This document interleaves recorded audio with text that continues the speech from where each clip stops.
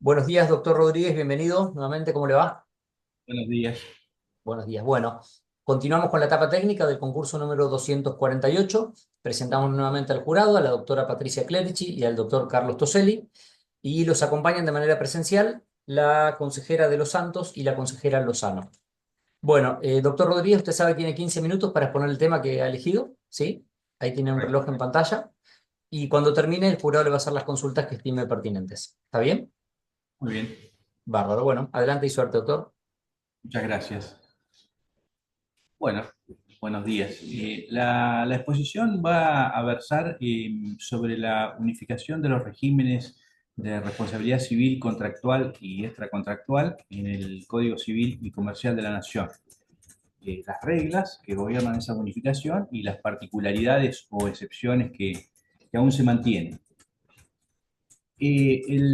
Como decía, el Código Civil y Comercial de la Nación, vigente desde el 1 de agosto del año 2015, ha unificado los regímenes de la responsabilidad civil contractual y extracontractual, de modo tal que el actual artículo 1716 del Código dice que la violación del deber jurídico de no dañar o el incumplimiento de las obligaciones se rigen por las mismas reglas de este código, ¿no es cierto?, del Código Civil y Comercial.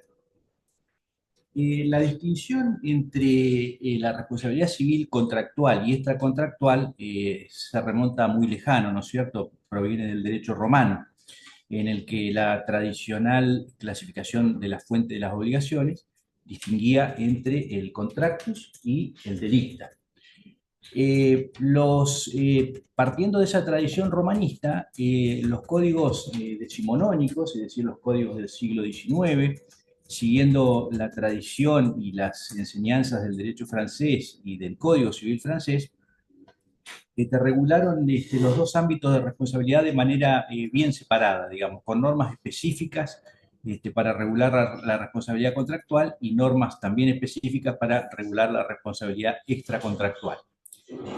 Eso dio lugar a la existencia de teorías dualistas, ¿no es cierto?, que postulaban que que las diferencias entre ambos regímenes se basaban en aspectos de diferencia sustancial entre ambos regímenes. Es decir, que había diferencias sustanciales entre ambos regímenes, el de la responsabilidad contractual y el de la responsabilidad extracontractual. Eh, por esa época, digamos, eso duró hasta el comienzo del siglo XX, digamos, en que me privaron estas teorías dualistas, ¿no es cierto? Por esa época, por esos años, la responsabilidad civil contractual era muy restringida, digamos. Se identificaba con el interés del acreedor en obtener el cumplimiento de la prestación, digamos. Todo lo que excediera de ese interés en el cumplimiento de la prestación caía bajo la órbita de la responsabilidad extracontractual.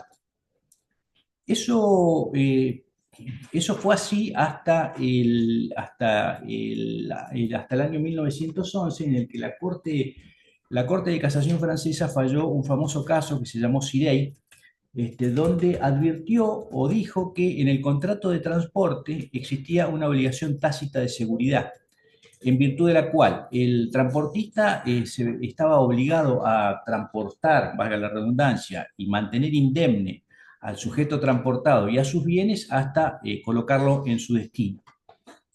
De modo tal que ya el interés no era solamente el cumplimiento de la prestación, sino también la protección de la vida, la salud y la integridad del sujeto co-contratante.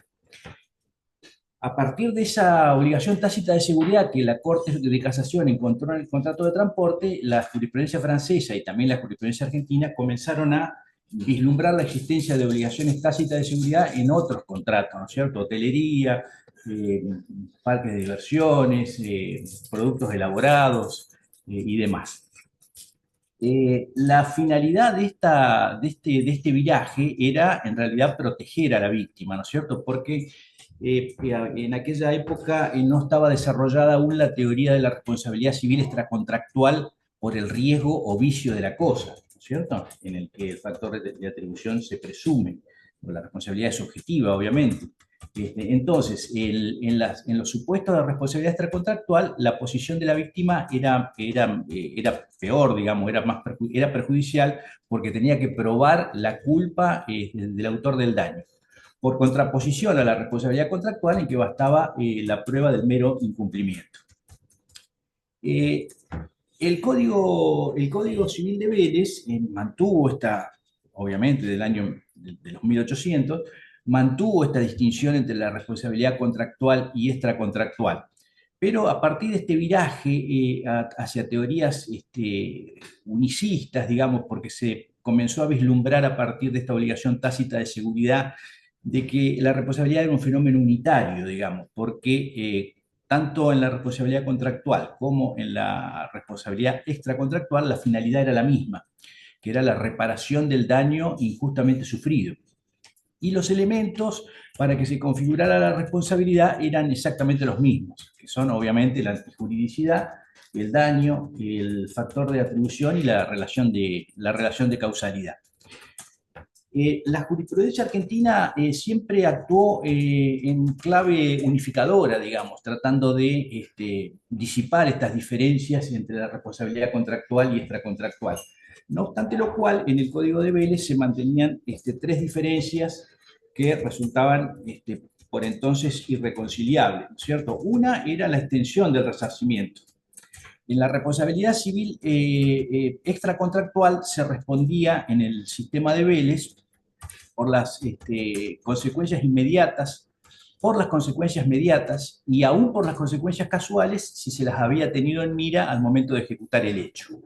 Mientras que en la responsabilidad contractual se respondía solamente por las consecuencias inmediatas y necesarias, y respecto de las mediatas, únicamente en el caso del incumplimiento malicioso, ¿no es cierto? El famoso artículo 521 del Código Civil de Vélez, que desató esa controversia de si era necesario para su aplicación el incumplimiento doloso propiamente dicho, o que bastaba una culpa grave o una grave desaprensión del deudor en el incumplimiento de la obligación.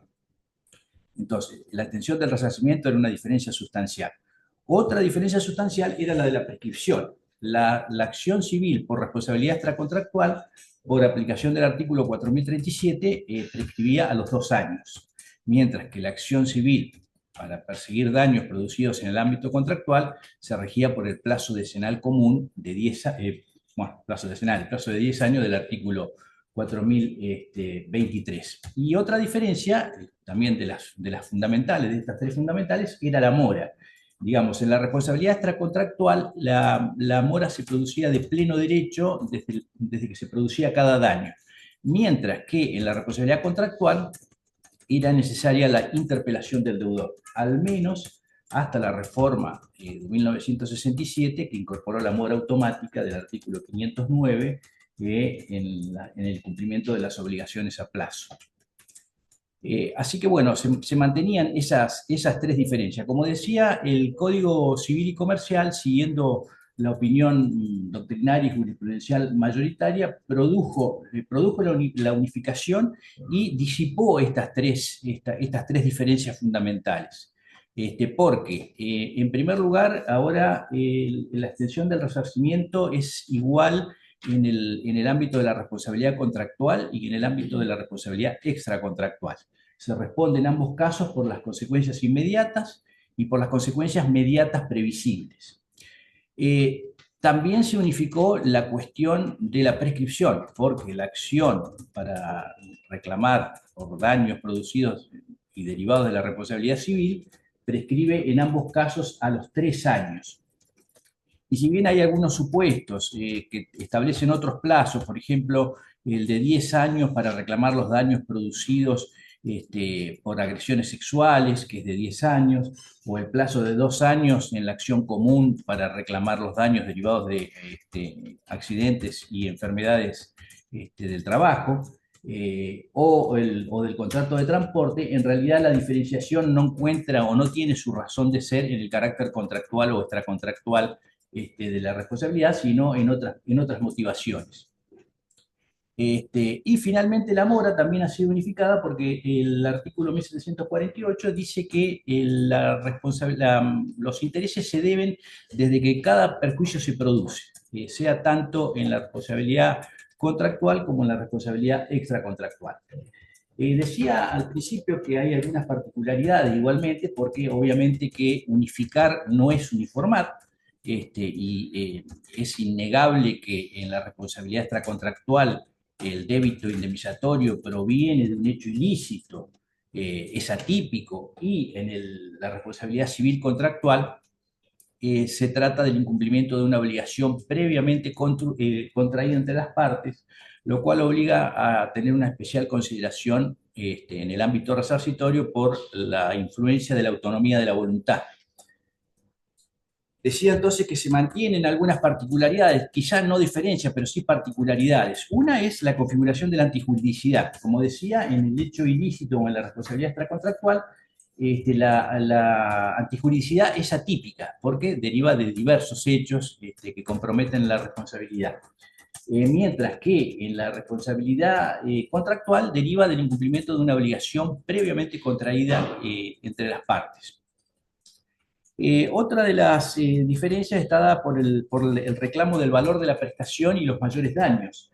Eh, Cuando el cumplimiento de la obligación es posible en especie, digamos, o en forma directa, no hay dificultades. El problema es cuando el cumplimiento de la obligación se torna imposible, en cuyo caso el deudor debe indemnizar por el valor de la prestación. Se produjo ahí se ha producido una discusión doctrinaria de decir que para dilucidar si esa indemnización, mejor dicho, si ese pago por el valor de la prestación es reparación de daños o es un sucedáneo de la obligación incumplida. Y respecto de los mayores daños, bueno, obviamente no hay dificultades. La diferencia estaría dada porque, en definitiva, el reclamo por el cumplimiento de la prestación propiamente dicha o de la indemnización que la suplanta, no tendría el carácter de indemnización, sino de cumplimiento de la obligación y estaría sujeta al plazo de prescripción común de 5 años, mientras que el reclamo de mayores daños sí es un reclamo, y bastaría en ese caso que el acreedor probara el solo incumplimiento, mientras que por los mayores daños derivados del incumplimiento de la obligación, de los mayores daños derivados del incumplimiento de la obligación, sería necesario probar los presupuestos de la responsabilidad, es decir, la antijuridicidad, el daño, el factor de atribución y la relación de causalidad. Otro de los aspectos podría ser también el de la edad para adquirir el discernimiento, ¿no? Para los actos ilícitos es a los 10 años y para los actos ilícitos los 13 años. Eh, otra de las, otras de las particularidades que aún se mantienen es el de la forma de responder cuando hay codeudores, digamos, o corresponsables. En la responsabilidad civil extracontractual, los deudores responden siempre por el todo del débito resarcitorio, sea que la obligación sea concurrente o que la obligación sea solidaria. Concurrente entre responsables indirectos, solidaria entre coautores. Mientras que en el ámbito de la responsabilidad contractual rige el principio de la simple mancomunidad, digamos, cada deudor debe su porción del crédito, salvo los casos de solidaridad que tienen que ser o pactados por las partes o derivados de la ley. Digamos, la solidaridad no se presume, tiene que derivar del acuerdo en el ámbito contractual, ¿no? Tiene que derivar del acuerdo de partes o de una disposición legal.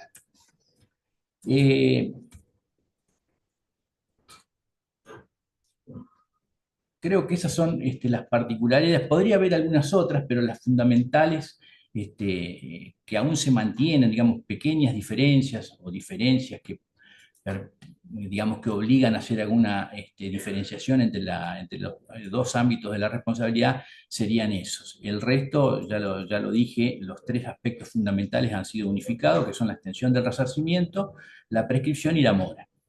Así que bueno, eso sería lo que tengo para decir del tema que he preparado.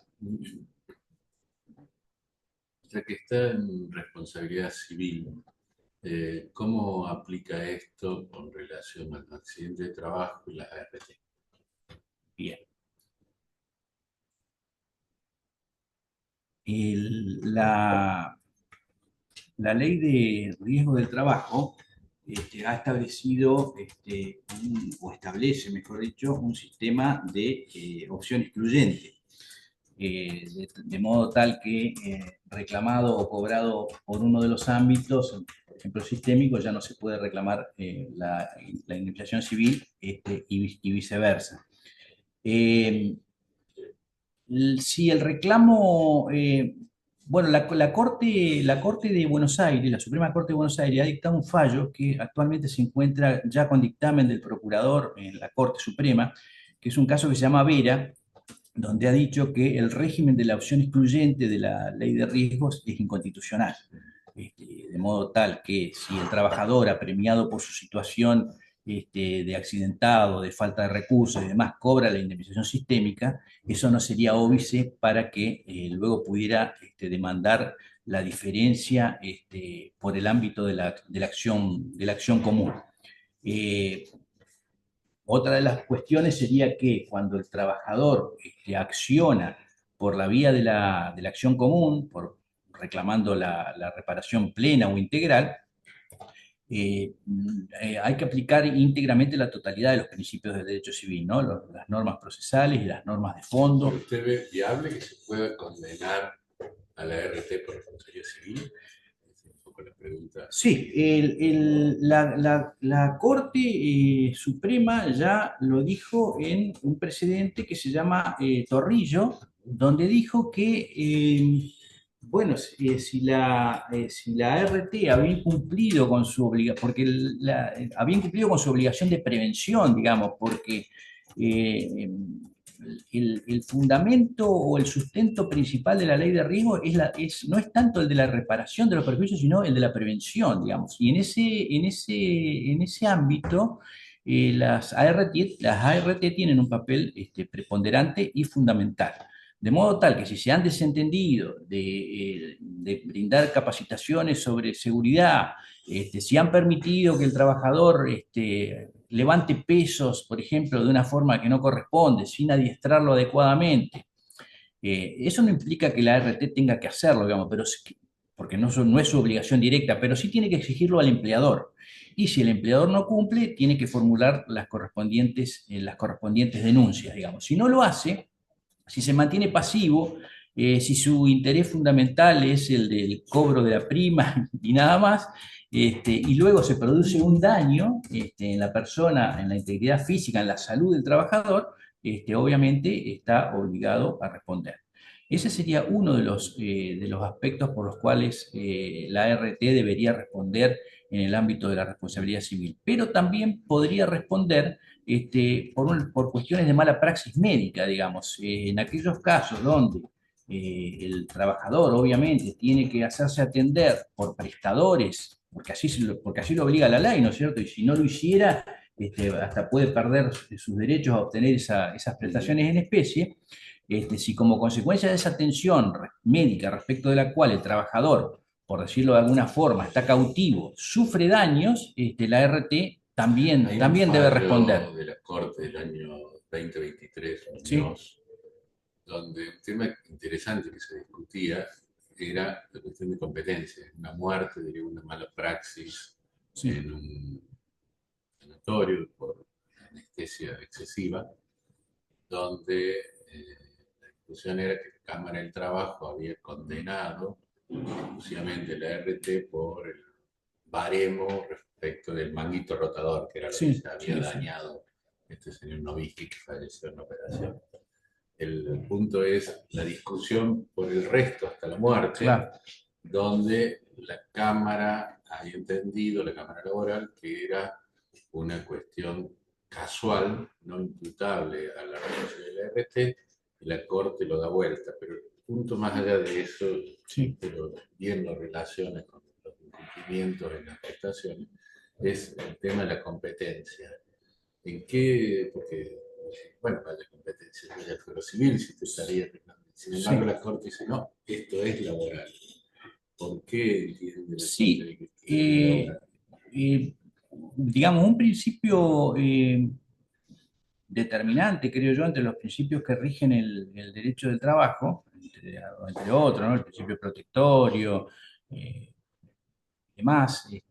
Uno de los principios, creo yo, fundamentales es el de la especialización de los tribunales que están llamados a resolver en conflictos laborales.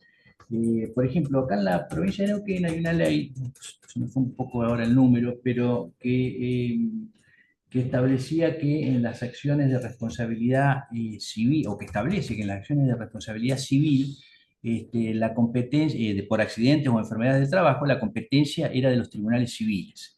Pero de aquí que hay un fallo del Superior Tribunal con un voto ya de hace unos cuantos años del doctor Massey, claro, donde dijo que eso era únicamente en los casos que preveía el anterior artículo 39 de la ley 24.557, cuando el daño se había producido por el dolo del empleador. Únicamente en ese caso. En los demás casos había que respetar la especialidad de los tribunales llamados a resolver las cuestiones laborales y no colocarlos en la órbita de tribunales civiles, ¿no es cierto? Que carecen de especialización sobre esos aspectos.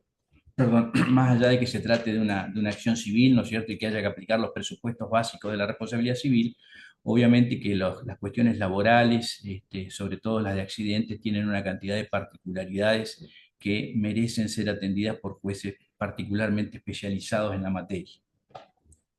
Acá no va a tener ese problema porque es tribunal múltiple. Claro, claro, sí, la apelación, pero el tema es la primera Sí, instancia, la primera porque instancia acá vio que no efectivamente, es, no es, claro, no es, no, no es, no es tribunal colegiado, por no, ejemplo en Río Negro, que es de donde yo soy, el fuero del trabajo está a cargo de un tribunal colegiado de instancia única, digamos, o sea, se llama Cámara, pero en sí, realidad en Córdoba era creo que en igual. Córdoba Ahora tenemos un cambió. procedimiento declarativo abreviado que los Ah, jueces de conciliación son de sentencia. pero en Córdoba era también, ¿no? Originariamente era como Claro, está en el zona, como en Mendoza, y o como es en era, la provincia de Buenos fue en la Aires, provincia de Buenos Aires, que claro. ahora también va a estar cambiando. Sí, en realidad los que tienen instancia única quieren ir a la doble instancia y los que tienen doble instancia quieren ir a la instancia única, ¿no es cierto? Quizá buscando soluciones al gran problema del fuero laboral, que es ese, obviamente, que es la cantidad, el cúmulo enorme de trabajo que con tribunales colegiados o con tribunales unipersonales y alzada de apelación igualmente están colapsados, porque están colapsados en Río Negro, están colapsados en Neuquén. Bueno, La tuvimos acá, digamos, quizá la solución, colegiado, nunca se puso en claro, práctica. No claro, sé si está la en la ley. derogaron o está vigente Creo que todavía, está la no ley, sé pero no si se puso nunca en nunca se práctica. puso en práctica. En realidad, quizá la solución no está ahí, evidentemente. Si los tribunales colegiados tienen atraso, si los tribunales unipersonales o los tribunales de primera instancia tienen atraso, evidentemente la solución no está en cambiar de colegiado a unipersonal y de unipersonal a colegiado, sino quizá en distribuir la competencia.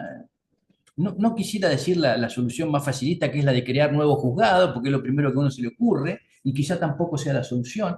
Pero bueno, habrá que idear cuestiones, porque no se puede seguir dando respuesta. Juicio monitorio, Santa Fe, pero es una alternativa. Claro, en Río Negro con el Tribunal de Instancia Única se intentó también, como para agilizar la cuestión del juez unipersonal, digamos, para cuestiones Sí. de menor cuantía, digamos, o Ahora hasta cierto monto, pero la Cámara puede jugar tampoco, unipersonal. digamos, tampoco ha dado gran resultado, o sea, por no decir que no ha dado resultado. Así que bueno, creo yo que hay que empezar a pensar soluciones distintas, quizá evitar o poner algún freno a la llegada de tantos reclamos a la instancia judicial, por ejemplo, con alguna instancia previa, media conciliación. Por ejemplo, la provincia de Río Negro tiene conciliación laboral obligatoria. Bueno, claro, tiene algo filtra, digamos, pero también tampoco. Bueno, le doy un ejemplo con Sí. respecto a eso a esta problemática que genera la vecindad de las provincias con distintos regímenes Sí. respecto a RT. Un trabajador tiene un accidente laboral, va Sí. a la comisión médica de Cipolletti, se le determina la incapacidad, van al servicio de homologación y llegan a un acuerdo con la RT de paga, cerramos el trámite en Río Negro porque aceptó el trabajador. Viene a la provincia de Neuquén, porque vive en Neuquén, se domicilia en Neuquén, y dice, bueno, yo Quiero. vengo a plantear la acción por la diferencia en capacidad porque tengo más incapacidad. Yo por. Ustedes no tienen en PRAC, no tienen obligación del trámite administrativo previo, yo tengo acceso directo Claro. a la justicia. Neuquén todavía no tiene las normas procesales, o sea, no se creó Se todas adhirió, se adhirió, pero no sí, está pero no está vigente. vigente porque no están todas las comisiones médicas. Exactamente. Sí, ha habido un caso en la práctica, lo votó, es un fallo de no hace mucho del tribunal, del Tribunal Superior, es un voto del doctor Bussamia, si no me equivoco, porque claro, sí, bueno, ¿Qué dijo el doctor? claro, lo que dijo ese fallo es que, mire, usted se sometió a la comisión médica de la provincia de Río Negro, que ya tiene en plena vigencia las normas procesales y en las cuales rige la cosa juzgada administrativa derivada de la aceptación de la indemnización, no puede reclamar en Neuquén. Le aplicó Claro, hizo lugar a la excepción de cosas claro, hizo excepción a la Cosa excepción. juzgada administrativa. Cosa jugada administrativa, sí, sí. Es un fallo de no hace mucho, yo lo vi, pero no Eso recuerdo. lo aplicó el superior. El Tribunal Superior de Neuquén, claro, sí, sí, sí. No sé cómo venía de la instancia anterior, si en la Cámara No, lo habían aceptado. le habían abierto la aceptado, instancia. le habían aceptado, o sea, hizo lugar al recurso y O sea, se había rechazado. También es una discusión con respecto a la ley 921 del procedimiento administrativo, si como excepción previa existe o no la cosa juzgada claro, administrativa. claro. Porque habla solamente de cosa juzgada y los jueces de primera instancia entienden que es judicial nada más. Claro. Sí, el tema es que si se aplican las normas procesales y rige la cosa juzgada de la ley de riesgos, lo que en realidad ocurre es que hay una falta de acción. El actor carece de acción, digamos, no sería exactamente un caso de improponibilidad, o podría ser un caso de improponibilidad objetiva de la demanda, ¿no? Carece de acción porque la acción se ha extinguido por la opción excluyente. La acción está excluida por la opción excluyente. Optó, cobró, no tiene más acción, digamos, carece de acción. ¿Qué dice el dictamen del procurador en el caso de Vera contra Fiscal? El del procurador de la Corte, Te de la dijo Corte que- Suprema. Sí, en Vera contra Fiscal ya está el dictamen, dice el procurador. Creo que, no estoy del todo seguro, pero Yo no lo conozco, claro, por eso yo te lo estoy vi, preguntando. pero la verdad que como no estaba todavía el fallo, Sí. la verdad no le presté total atención, pero por lo que recuerdo, lo que dice es que hay que revocar, que hay que hacer lugar Hay que declarar la constitucionalidad de la hay que declarar cual- la constitucionalidad de la opción, que es un poco, ¿no es cierto?, los vientos que corren, ¿no es cierto? Que soplan, claro, sí. Los, Bueno, pero convengamos que no era la opción, la exclusión Era absoluta. No, claro, sí. Era un caso, este de Vera era un caso, o es un caso, inclusive que hubiera podido dar lugar a que se mantuviera o a que se mantenga. Posiblemente la Corte capaz que lo mantiene, ¿no es cierto?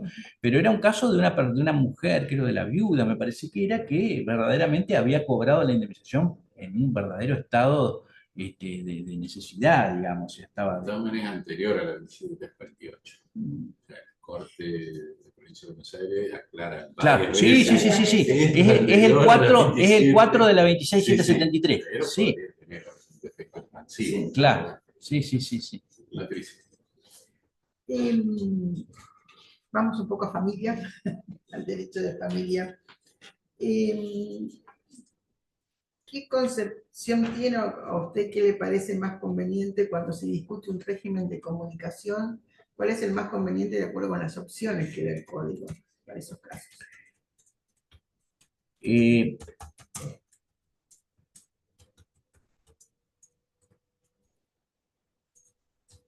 El principio, creo yo, que tiene que, el principio general tiene que ser que la comunicación entre el hijo y ambos progenitores debe ser lo más amplia posible, digamos.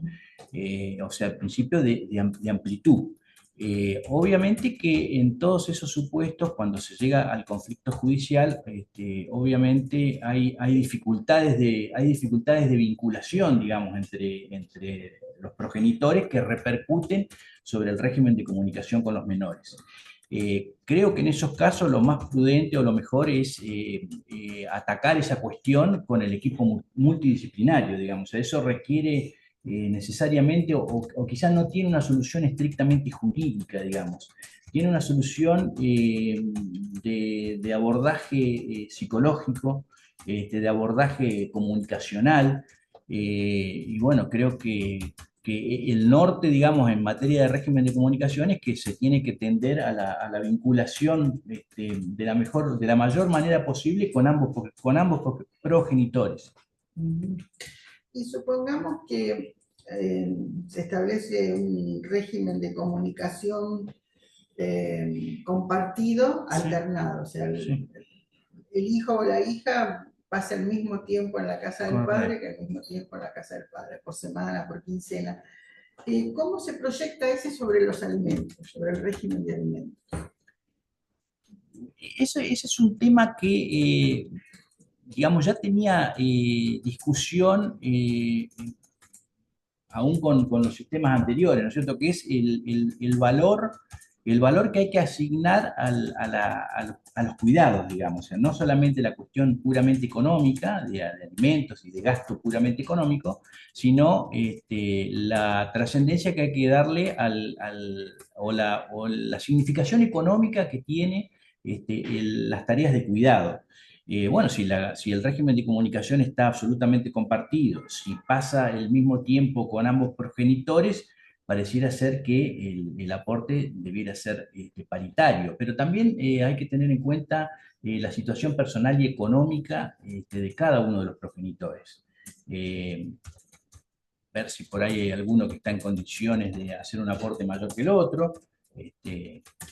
Bueno, son parámetros digamos, que no se pueden perder de vista. La primera respuesta o la respuesta quizás más lógica sería decir, bueno, mire, si comparten la misma cantidad de tiempo, que los dos aporten lo mismo, porque los dos tienen las mismas tareas de cuidado.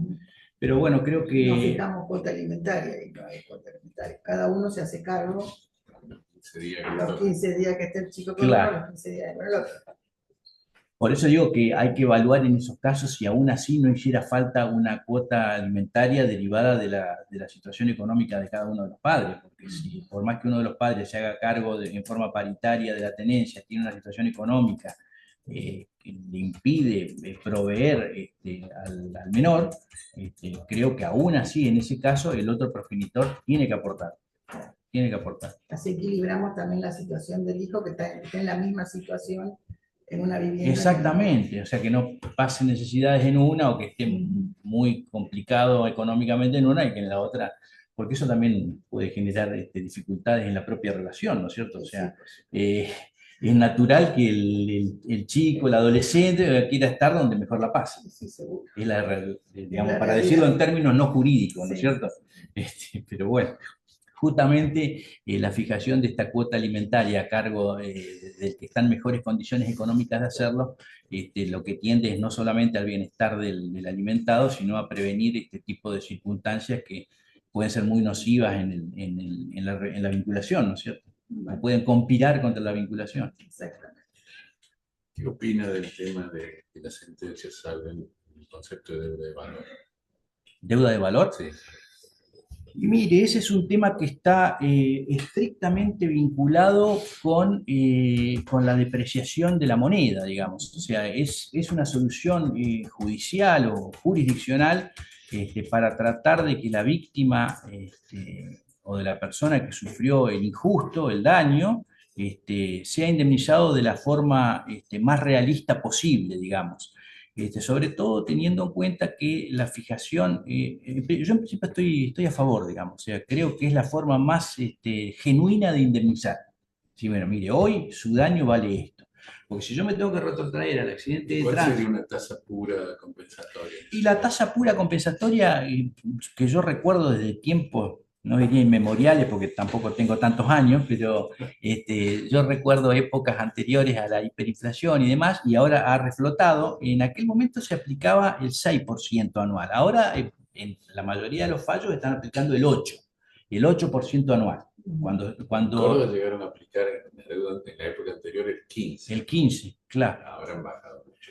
Acá es el 8, digamos, porque es una tasa pura que lo único que está destinada a cubrir es la indisponibilidad del capital, digamos, o sea, no tiene componente de recomposición, Claro, bueno, el recomposición decreto inflacionaria. 70 lo fija en el 3%. El 3. Bueno, Muchas gracias. Bueno, muchas gracias. doctor Rodríguez. Muchas gracias a ustedes.